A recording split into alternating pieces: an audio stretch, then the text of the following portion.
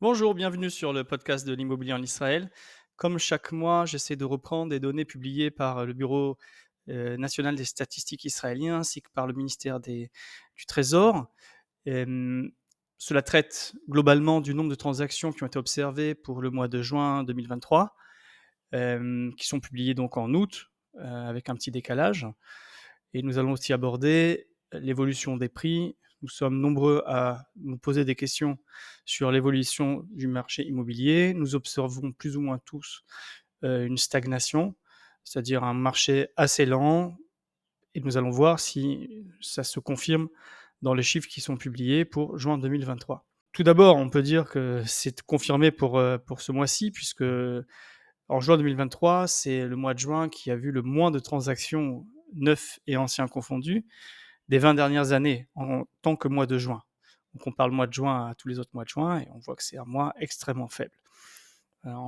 Si on compare cette fois-ci le mois de juin 2023 au mois de juin un an plus tôt, en 2022, c'est une baisse de 32% du nombre de transactions. Mais en revanche, si on compare le mois de juin à mai précédent, c'est-à-dire mai 2023, nous observons une augmentation de 15% du nombre de transactions. Alors, ces 15%, est-ce une reprise? A priori, pas encore. Côté investisseur, j'aime bien regarder ce qui se passe. Comme vous savez, sur les acquisitions, sur les transactions qui sont relevées pour juin 2023, je vous ai donné un chiffre global, neuf et ancien, mais dans ces transactions, il y a évidemment des primo-accédants, des gens qui achètent leur premier appartement, et puis il y a ceux qui achètent un deuxième appartement. En Israël, quand je parle d'investisseurs, on parle de ceux qui achètent au moins un deuxième appartement, un troisième, un quatrième, un cinquième. Peu importe si c'est pour de l'investissement ou pour une résidence secondaire. En tout cas, dès qu'on passe au deuxième appartement, nous rentrons dans la catégorie des statistiques sous la dénomination investisseurs. Alors, ces investisseurs, c'est intéressant. Est-ce qu'ils sont plus ou moins à l'attaque sur le marché, à l'acquisition, à la vente, ou au contraire en attente de voir ce qui va se passer? Alors, sans aucun doute, nous savons qu'en 2021-2022, il y a eu un raz-de-marée d'investisseurs après, si vous voulez, la modification de la fiscalité, en réalité juste avant qu'elle soit modifiée, à leur désavantage. Et puis beaucoup d'investisseurs ont acheté dans le neuf. Bref, les investisseurs ont été un acteur principal et prépondérant dans le nombre de transactions des années 2021-2022. En 2023, ralentissement total. C'est-à-dire que la part des investisseurs qui achètent diminue chaque mois. En revanche, il constitue encore 16% des acquisitions, moins de 1% par rapport à juin 2022, donc c'est tout à fait relatif. En tout cas, ils sont, on va dire, un peu moins nombreux. Alors, pourquoi c'est intéressant de parler des investisseurs? Parce que ce sont ceux qui vont en priorité mettre les appartements à la location. Or, nous savons que si peu d'appartements sont achetés, et notamment par les primo-accédants, c'est qu'ils vont bien devoir se loger en location. Et si dans le même temps, les investisseurs sont moins présents sur le marché et qu'ils vendent plus d'appartements qu'ils en achètent, eh bien, cela va créer un manque sur le marché, ce qu'on observe d'ailleurs dans les prix de la location qui sont encore en augmentation ce mois-ci. En gros, pour résumer ce qu'on dit, le stock des appartements qui sont détenus par des investisseurs continue de baisser, mais pas plus que depuis le début 2023. C'est-à-dire qu'il n'y a pas un effondrement du stock, il baisse à la même vitesse, au même rythme.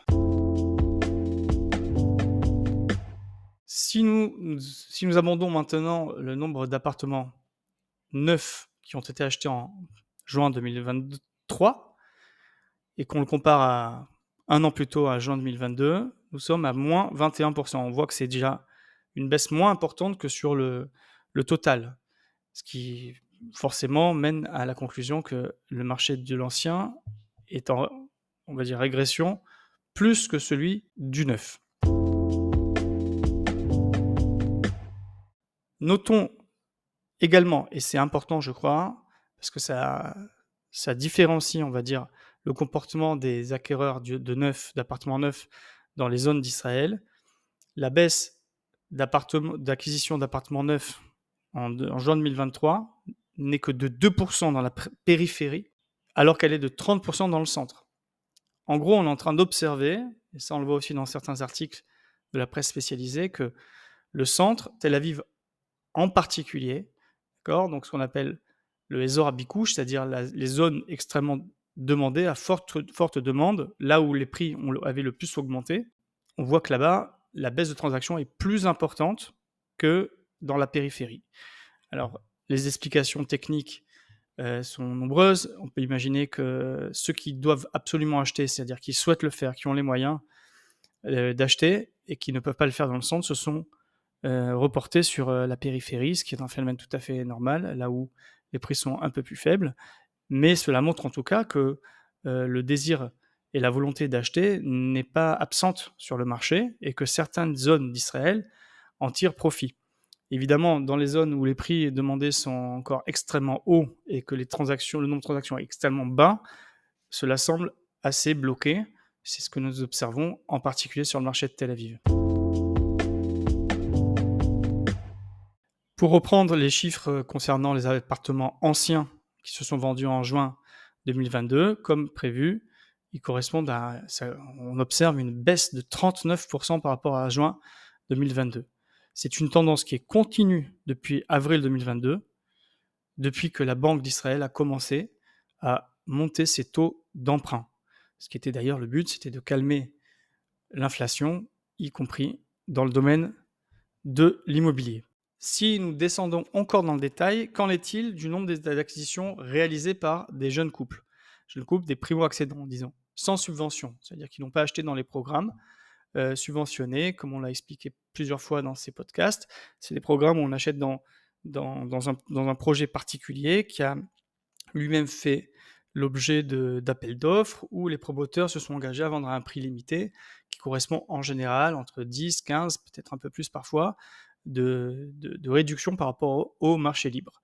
Alors, qu'en est-il de ce nombre d'acquisitions de transactions réalisées par les primo-accédants? C'est important. Pourquoi? Parce que ce que j'observe, en tout cas personnellement, c'est que, et tout le monde le sait, l'immobilier, c'est aussi une question de chaîne de transactions. Les entrants permettent à ceux qui vendent les premiers appartements, on va dire en premier prix ou en petite taille d'appartement, de progresser dans la chaîne. Et si les entrants qui achètent leur premier appartement sont en nombre trop limité, alors toute la chaîne s'en voit impactée. C'est pour cela que nous allons voir plus tard d'ailleurs que les personnes qui souhaitent vendre leur appartement pour acheter un autre appartement, souvent plus grand, plus beau, plus cher, progresser, on va dire, dans leur patrimoine immobilier, sont en ce moment assez bloqués parce qu'ils sont très très soucieux de vendre leur propre appartement, donc ils vont plus se lancer dans des acquisitions avant de vendre. Et comme ils ne vendent pas rapidement ou ils ne vendent pas au prix souhaité, souvent ils renoncent même à vendre leur appartement et ils préfèrent attendre de voir ce qui va se passer le temps que le marché peut-être reprenne. Alors, ce nombre d'acquisitions réalisées par les jeunes couples, il est de 3073 appartements en juin 2023, ça ne vous dit pas grand-chose, mais il correspond en pourcentage à une baisse de 25% par rapport à juin 2022. On voit que 25%, c'est énorme d'une certaine manière, c'est un quart des personnes qui ont acheté en 2022 leur premier appartement, d'accord, ne l'ont pas fait en juin 2023. Or, il y a aussi une évolution démographique, donc forcément, c'est un chiffre qui est important, c'est une vraie baisse. D'un autre côté, il y a quand même 75% de ceux qui avaient acheté en 2022, du nombre de ceux qui avaient acheté en 2022 qui l'ont fait aussi en 2023. C'est-à-dire qu'on est encore en présence de personnes qui se disent que je n'ai pas le choix, il faut bien que j'achète mon appartement, le marché pour l'instant n'est pas fameux, peut-être c'est une opportunité, peut-être que justement avant qu'ils reprennent, je vais pouvoir faire des bonnes affaires. En tout cas, ce n'est pas une option de ne pas acheter et d'attendre. Peut-être que je ne pourrai plus jamais acheter plus tard, ou en tout cas pas ce que je souhaite habiter. Précédemment, le nombre d'acquisitions réalisées par des personnes qui achètent un appartement après en avoir vendu un autre ou avant de vendre un autre, c'est-à-dire des personnes qui ont déjà un appartement, celui-ci, vous voyez, par rapport à juin 2022, on est à moins 42%. Alors, par contre, c'est flagrant. Ceux qui souhaitent vendre et acheter sont bloqués. Sont bloqués, notamment pour ce que j'ai expliqué précédemment, toute la chaîne n'étant pas alimentée à la source, et surtout, les écarts de prix entre ceux qu'ils vendent et ceux qui veulent acheter étant tels que ce n'est pas finançable, et surtout avec des taux aussi importants en ce moment. Abordons maintenant le nombre de ventes d'appartements neufs qui a été réalisé sur une période de référence qui est de avril, mai, juin 2023. Donc sur une période de 3 mois, que s'est-il passé? Si on la compare aux 3 mois précédents, c'est-à-dire janvier, février, mars, on observe une baisse de 17,6%. Donc on est encore, on va dire, dans un marché qui vend moins d'appartements qu'il y a qu'au début de l'année 2023.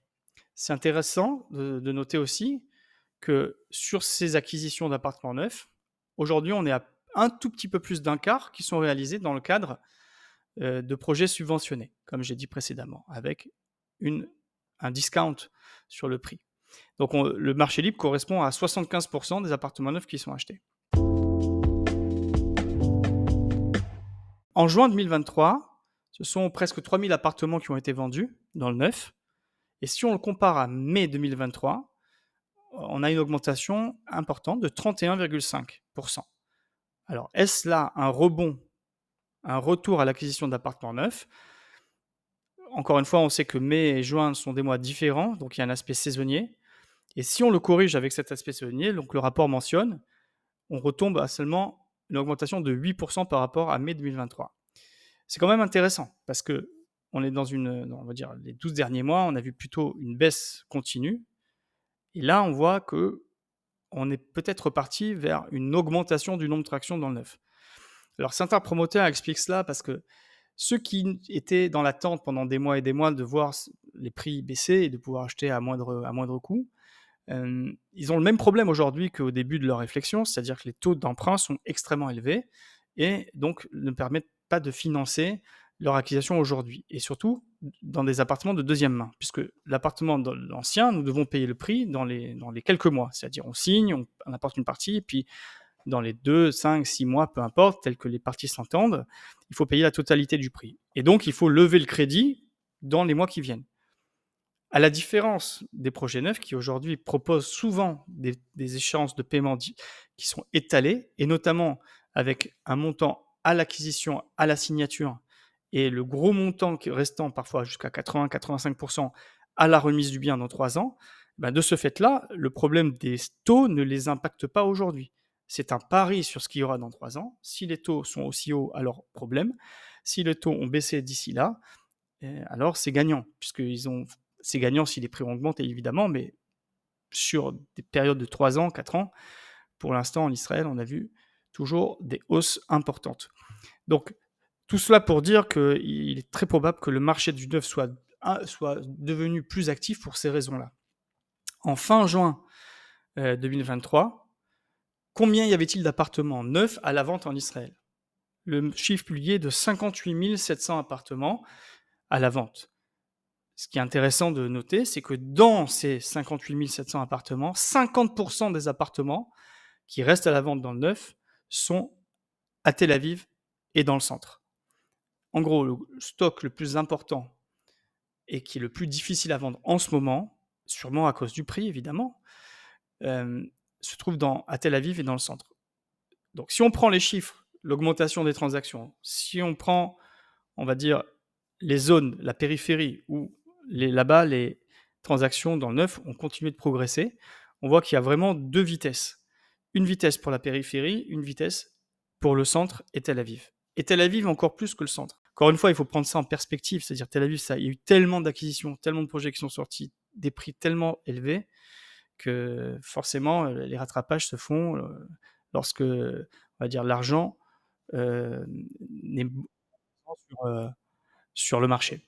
Je finirai sur la question du nombre de transactions et on va dire de l'activité du marché immobilier sur les grosses tendances. Alors là, on a une fracture. Nous avons observé que depuis août 2021 jusqu'à mars 2023, un peu moins donc de 2 ans, nous observons une baisse mensuelle moyenne de 3,5% de moins de transactions tous les mois. Donc tous les mois, moins de transactions, moins de ventes. Mais depuis avril 2023, et ce jusqu'à juin 2023, sont repartis sur un changement de tendance, puisqu'on voit une augmentation mensuelle de 0,9%. Nous sommes peut-être arrivés à on va dire, un fond, un seuil, après lequel les transactions ne peuvent pas descendre, puisque peut-être la demande naturelle, les besoins, ou en tout cas les espérances que le marché reprenne, peut-être se laissent entendre. Ça reste à prouver. On va dire, pas mal d'articles dans la presse spécialisée sont plutôt, veut dire, entre guillemets «pessimistes» sur les mois qui viennent. C'est-à-dire, beaucoup pensent que nous ne sommes pas encore arrivés au rebond, et que ceux qui sont encore en train d'essayer de vendre et qui tiennent les prix, peut-être, vont changer de politique, notamment du côté de la promotion immobilière, des promoteurs, et notamment à Tel Aviv. Alors qu'en est-il maintenant des prix de l'immobilier? Évidemment, tout le monde comprend que lorsque les transactions sont plus difficiles à réaliser, que le nombre de transactions est en baisse, ou en tout cas est faible, forcément cela a un impact sur les prix et exerce donc une pression à la baisse. Mais d'un autre côté, pour ceux qui s'informent un petit peu ou qui cherchent à acheter ou à vendre, certes, on voit des prix qu'on ne voyait pas il y a encore 2 ans, mais ça reste tout à fait relatif. Peut-être que sur certaines zones, peut-être que dans le neuf, dans le centre, on peut avoir des opportunités, mais encore une fois, c'est pas sur tout le stock. En gros, il y a eu des baisses, de prix, il y en a encore, on va les observer, on va parler de chiffres maintenant. On n'est pas encore au niveau de la baisse, drastique où il faut vraiment le marché, est en chute libre. Ce n'est pas du tout le cas. Ce qui d'ailleurs, pose des questions. Est-ce qu'on peut attendre encore? Est-ce que ça va changer, dans les mois qui viennent? Est-ce que tenir, ne pas acheter, c'est une bonne stratégie? Hem, je ne sais pas pour l'instant répondre à cette question. On va dire, si c'est un appartement qui correspond aux besoins personnels et qu'il a un prix qui est déjà inférieur à ce qu'il était l'année dernière, j'aurais tendance à y aller. Mais si c'est pour, miser sur des plus-values importantes sur des appartements ou sur des appartements neufs ou dans des projets, je préférerais encore un petit peu attendre. Hem Même si forcément, parfois les meilleurs appartements partent en premier et que finalement c'est toujours les appartements un peu moins bons qui sont mis en promotion chez les promoteurs. Ça, j'ai observé techniquement. On appelle, on vient et puis finalement, c'est le premier étage qui a pas de vue qui est au prix, baissé. Par contre, si on veut le 7e étage avec la vue dégagée, là, on revient sur des prix normaux et puis ils attendent. Puis tant pis s'ils vendent pas maintenant, pour ceux qui peuvent se le permettre. Alors les prix de l'immobilier. Si on prend donc la période de mai-juin 2023, donc 2 mois, et on la compare à avril-mai, dans le neuf et dans l'ancien confondu, la baisse est de 0,2%. Donc, on dira stagnation. Si on compare maintenant, donc mai-juin 2023 avec mai-juin d'il y a un an, en 2022, alors l'augmentation est de 5,2%. Donc, pour ceux qui auraient acheté, on va dire, le prix moyen dans la ville moyenne, peu importe, il y a un an, ils sont encore avec une plus-value potentielle de 5,2%. Il faut rappeler quand même que nous avions atteint en mai-juin 2022, sur un an, une augmentation de 20%. Donc nous sommes passés en un an d'une augmentation sur les 12 derniers mois de 20%. Aujourd'hui, on a une augmentation sur les 12 derniers mois de 5,2%. Mais ça reste une augmentation. Pour ceux qui hésitent encore et qui se disent non, mais on va attendre vitam aeternam.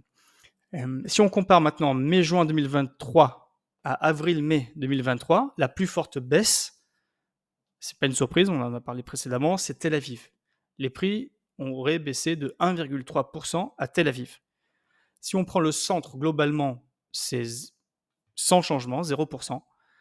Jérusalem, une toute petite augmentation de 0,3%. Le nord, une augmentation de 0,5%. Et le sud, stagnation à 0%. Donc en gros, stagnation ou petite hausse dans tout le pays, sauf pour Tel Aviv où il y a une baisse de 1,3%. Bien sûr, Tel Aviv qui avait vu des prix s'envoler, peut-être plus qu'ailleurs auparavant. Donc il faut quand même mettre tout ça en perspective à chaque fois. Donc, je vous donne des chiffres, c'est intéressant, mais il faut savoir voir ce qui s'est passé dans les 5-7 dernières années.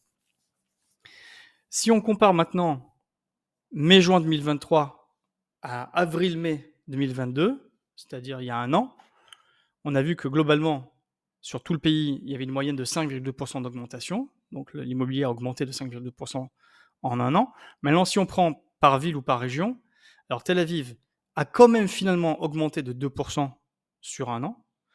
Le centre a pris 5,2%, donc la moyenne nationale. Le sud aussi 5,2%. Jérusalem 6,6%. Le nord 8,5% et Haïfa 8,9%. Donc on voit que le nord est en tête de l'augmentation. Tel Aviv est au contraire en bas de l'échelle de l'augmentation, mais ça reste quand même une augmentation sur un an. Ensuite, si on passe maintenant au prix des appartements neufs, que s'est-il passé? Si on compare mai-juin 2023 à avril-mai 2023, c'est-à-dire dans les 4 mois qui viennent de se passer, alors sur le marché libre, c'est-à-dire non subventionné, on observe une baisse des prix dans le neuf de 0,3%. Tout à fait quand même, je dirais, négligeable. Ça s'accumule. On a eu quelques mois de baisse dans le neuf, donc on peut être aujourd'hui à des prix qui peuvent arriver jusqu'à 2-3%, voire plus sur certains projets avec certaines promotions.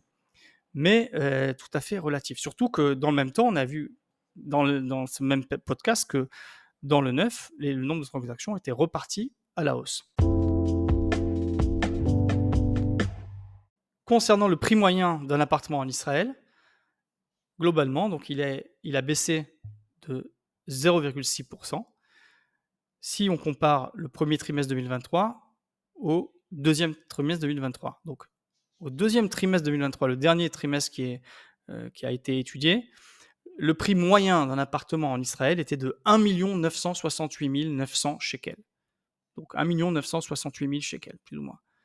Et au premier trimestre 2023, il était un peu plus cher, à 1 980 800 shekels.